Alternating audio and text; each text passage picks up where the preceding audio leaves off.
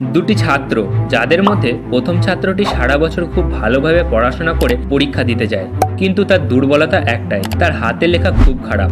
অন্যদিকে দ্বিতীয় ছাত্র, যে সারা বছর ভালোভাবে না পড়ে পরীক্ষা দিতে যায়, কিন্তু তার একটি ভালো দিক আছে যে তার হাতে লেখা খুব সুন্দর। পরীক্ষায় দুই ছাত্র পাশাপাশিও বসে। প্রথম ছাত্র যেহেতু সব প্রশ্নের উত্তর জানতো, তাই সে নিজে যা যা লিখেছে তাই হুবহু দ্বিতীয় ছাত্রটিকে দেখে লিখতে দিয়েছে।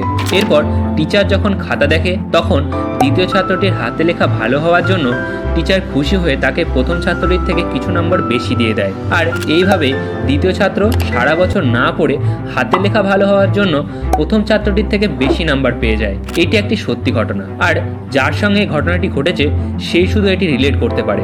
তাই তুমি পড়াশোনায় যেমনই হও, হাতে লেখা সুন্দর হওয়াটা খুবই প্রয়োজন।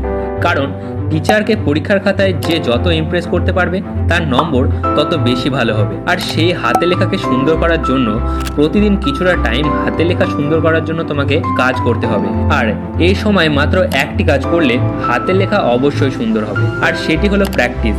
কিন্তু কিভাবে করবে? প্রথমে তোমাকে সিদ্ধারা সোজা করে যেখানে পড়তে বসো সেখানে বসতে হবে।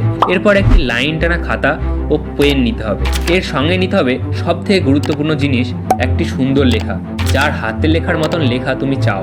এবার সেই সুন্দর লেখাতে থাকা প্রতিটি অক্ষরকে হুবহু কপি করার চেষ্টা করো।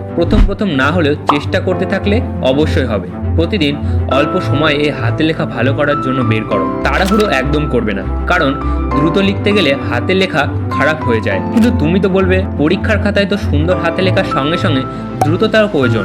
আর তাই এই প্র্যাকটিসের কাজটি পরীক্ষা শুরু হওয়ার 2 থেকে 3 মাস আগে তোমাকে শুরু করতে হবে। কারণ প্র্যাকটিসের প্রথম দিনগুলিতে আস্তে আস্তে লিখতে হবে। পরবর্তীতে সুন্দর হাতের লেখাগুলি যখন তোমার হাতের নাগালে চলে আসবে, তখন তুমি তোমার লেখা স্পিড বাড়ালেও হাতের লেখা খারাপ হওয়ার প্রবণতাটা অনেকটাই কমে যাবে। আর এইভাবে প্রতিদিন অল্প অল্প করে প্র্যাকটিস করলে 1 মাসের কম সময়ে লেখা ইমপ্রুভমেন্ট তোমার চোখের সামনে দেখতে পাবে। প্রতিদিন অল্প অল্প করে প্র্যাকটিস করার কারণে বাস্তবে বেশি সময় লাগলেও মনে হবে 2 দিনে যেন তোমার হাতে লেখা ঠিক হয়ে গেছে। ভিডিওটি এখানে শেষ করছি। ভালো লাগলে লাইক করো, কমেন্টে জানাও পরবর্তী কোন টপিকে ভিডিও আনবো। দেখা হচ্ছে পরবর্তী কোনো ভিডিওতে।